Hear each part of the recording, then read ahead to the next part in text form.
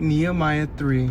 In the book of Nehemiah, after Nehemiah's bold prayer to the king was approved to rebuild Jerusalem's wall, something remarkable begins to happen. The people had once lived in exile, scattered and lost, and now united with a single purpose, to restore what had been broken. In Nehemiah 3, we'll see something incredible. A community that rises together to rebuild the broken walls. The work is not easy, but every single person, regardless of their position, took part.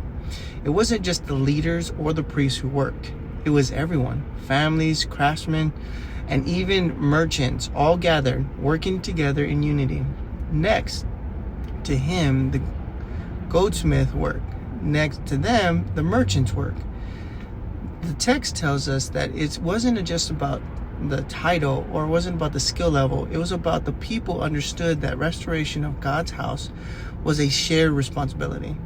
The Great Wall was rebuilt by brick, but it was built by hands of the many, working side by side. Every person had a role to play.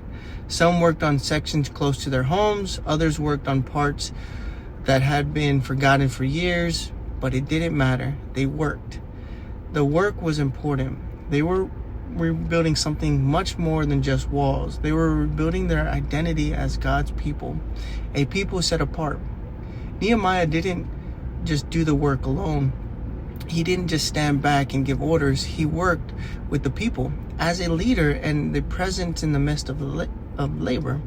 He encouraged and guided them to make sure that every part of the wall was being built with God's glory. His leadership was based on authority alone, but the willingness to work with and alongside the people. The people worked together in unity, setting aside their personal gain, focusing instead on collecting good. The rebuilding of their future and their faith. As each of the section of the wall went up, their confidence grew, that not only their own strength, but their God's faithfulness to fulfill his promise. Nehemiah shows us the power of unity and the importance of a community, and the truth that no task is too small when it's for God's glory. Each individual had a role to play.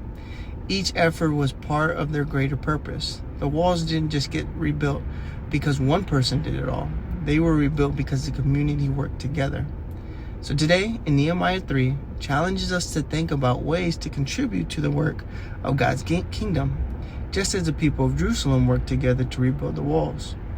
We too are called to be a part of God's rebuilding project. Whether it is in our own home, our communities, or in our churches, every person has a role to play in God's plan. What part of God's work are you involved today? Maybe it's something small, something that you feel is insignificant, but remember that just like the stone of the wall, each effort matters. This week, I encourage you to reflect on where God is calling you to serve and contribute to rebuilding his kingdom here on earth. Share this message with someone who might need encouragement. Let's commit to building together, brick by brick, in his glory. You have a blessed, wonderful day, one day at a time.